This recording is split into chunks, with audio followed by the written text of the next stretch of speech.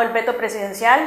Pienso que el veto presidencial era la única y solamente la única posibilidad que debió tener siempre Nayib Bukele en relación a esta ley que aprobó la Asamblea Legislativa. La sentencia 156 del 2012 le mandató a la Asamblea Legislativa a legislar. Lo que se determinó es que había una omisión de legislación en relación al voto en el exterior de los salvadoreños, tanto para diputados como para alcaldes, y también en voto pasivo para la presidencia de la República. Esto quiere decir que se le otorgaron plazos desde el 2016 para cumplir en julio del 2017, sino para las elecciones del 2018 y del 2021 a más tardar, para ir progresivamente otorgándole esa posibilidad real, no engañosa, para acceder al ejercicio del derecho del voto de todos los ciudadanos que están en el extranjero, salvadoreños.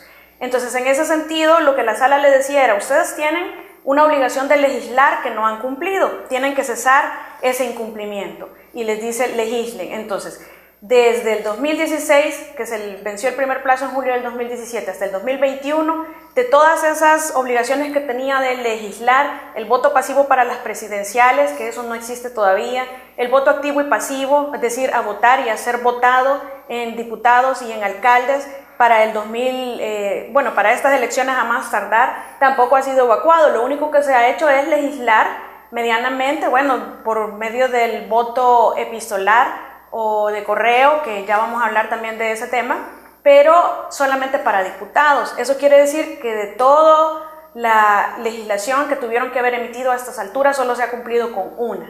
No pueden decir que es un cumplimiento progresivo en 4 años, legislar únicamente el voto activo para diputados. Están en un franco incumplimiento de la ley, del mandato constitucional de la sala, donde se les ordena legislar, no lo están cumpliendo. Eso es lo que se está manejando en todas las redes o en todos los medios, incluso por parte del presidente, como un desacato, y que también se les ha mencionado como una desobediencia a un mandato judicial. En realidad, el delito tipificado en la ley penal salvadoreña es el delito de desobediencia. Ahora, me preguntaban ayer, ¿qué pasa, licenciada, con ese delito de desobediencia? ¿Quién los va a controlar a los diputados si están incurriendo en un delito? Entonces, lo curioso es que ahí viene la parte en donde la desobediencia es sancionada como es sancionado cualquier delito en El Salvador, a excepción de que, como los diputados gozan de fuero constitucional, que es una garantía de confianza que opera sobre nuestros funcionarios, entonces a ellos hay que apartarles esa garantía de confianza a través de un antejuicio para que puedan ser procesados. Eso le corresponde al fiscal general de la República hacer una solicitud a la Asamblea para que se les remueva el fuero constitucional y se les proceda a procesar de la forma que ya se establece en las instancias que corresponden especiales para los casos de funcionarios. Y eso es lo que implicaría, primero, que el fiscal general haga la solicitud hacia la Asamblea Legislativa de desaforar a todos los diputados que no cumplieron desde el 2016 hasta el 2021 con la orden de la Sala de lo Constitucional. Posteriormente, superado este proyecto, que tendría que ser el paso número 1, porque solamente el fiscal lo puede hacer, entonces correspondería a la Asamblea Legislativa nombrar una comisión especial que vaya a hacer un estudio y que luego pase a la comisión. Es decir, la misma Asamblea o los mismos diputados tendrían que determinar si existe lugar de formación a causa o no contra ellos mismos. Entonces, como que tiene un poco de sinsentido esta situación, y eso es por la forma de redacción de nuestro proceso de antejuicio dentro del reglamento interno de la Asamblea Legislativa, que debería de estar en el Código Procesal Penal, y además debería de tener una regulación especial en los casos en los que los diputados son los que van a ser procesados. Pero bueno, eso no se da. ¿Cuál es la ruta ahora con el veto? Porque eso ya sabemos que no va a pasar. Solo un último mensaje a los diputados: que no se les olvide que ahora tienen el cargo de diputados, gozan de fuero constitucional o de esa tutela de garantía de confianza, pero ese cargo no es eterno y parece ser que en el 2021 se termina, y se va a terminar acompañado de lo que van a denominar entonces más persecución política. Pero tienen que acordarse que estos actos que están cometiendo ahora son delitos y que después ustedes ya no tienen protección de ley, de constitución, y van a ser procesados ordinariamente y van a empezar a quejarse que es una persecución política. Pero esto es delito y ustedes se les acaba ese poder, porque ya no van a tener quien, después de que sean diputados, los nombres de embajadores o con algún otro cargo que también goce de fuero constitucional. Eso ya no va a pasar. Entonces mejor reivindíquense ahora, todavía están a tiempo con el veto del presidente de legislar lo que la sala les ha ordenado.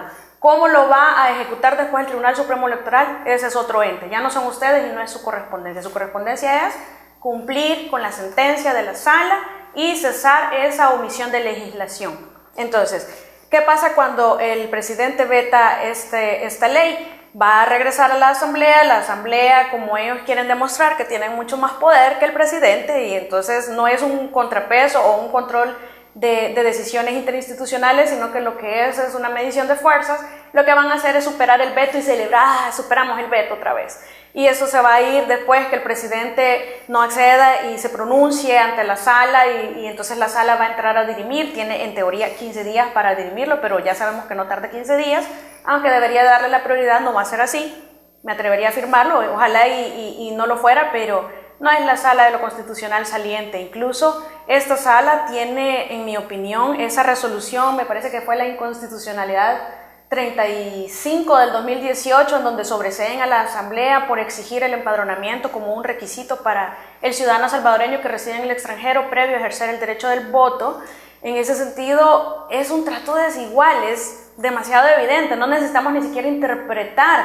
Si nosotros, salvadoreños que residimos en El Salvador, con sacar nuestro DUI estamos empadronados, es más, los requisitos son ser salvadoreño, ser mayor de 18 años, estar empadronado, que es automático a sacar el DUI, y no tener ninguna limitante de ley o ninguna sanción, digamos, de estar con auto de prisión formal, no estamos condenados, no estamos presos, etcétera, etcétera. Entonces tenemos derecho a ejercer el voto, porque a ellos se les está exigiendo que hagan, aparte de sacar su DUI, que ya eso es una odisea en sí, que se les exija también empadronarse como un acto independiente para poder acceder al voto. Eso en realidad vuelve nugatorio toda esta situación del voto en el exterior. Es un engaño, es una farsa, es un engaño incluso a la misma Constitución, porque lo que se pretende es decir, estamos cumpliendo este pedacito, entonces no estamos en incumplimiento. No, ese es un engaño, es una farsa a la Constitución, y establecer que el empadronamiento es un requisito necesario es un trato desigual hacia nuestros hermanos salvadoreños que residen en el extranjero.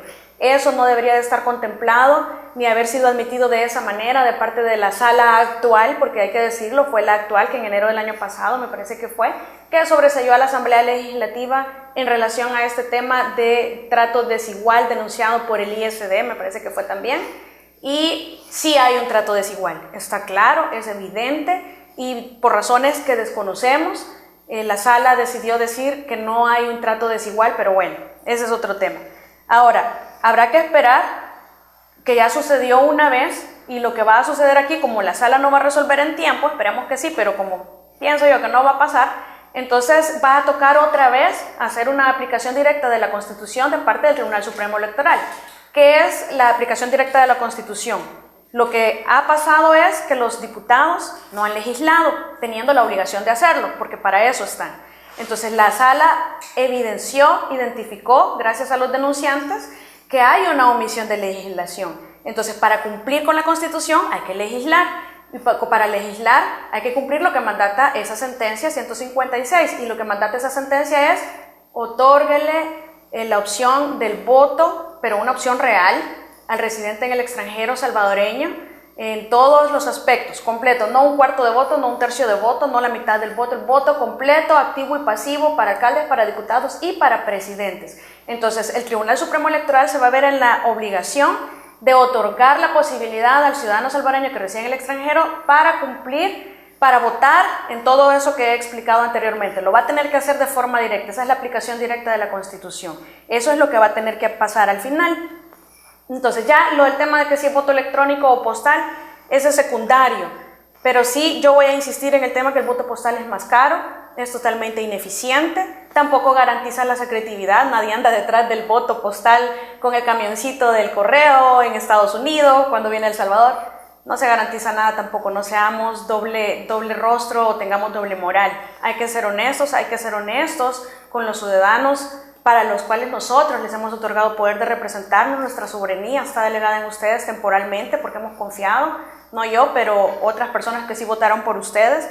Y el voto electrónico, lo reitero, es una inversión. no es un gasto, es una inversión, y esa es la mentalidad y la visión que debe tenerse. El sistema va a quedar estructurado para varios años, y cuando yo leo y escucho a varios diputados y a varios funcionarios de otros entes citar casos de Alemania y de Suiza, y que allá ya superaron el voto electrónico porque viola derechos, y miren, ¿cuántos especialistas aparecieron con este tema de los ejemplos de los países de avanzada o de los países de primer mundo?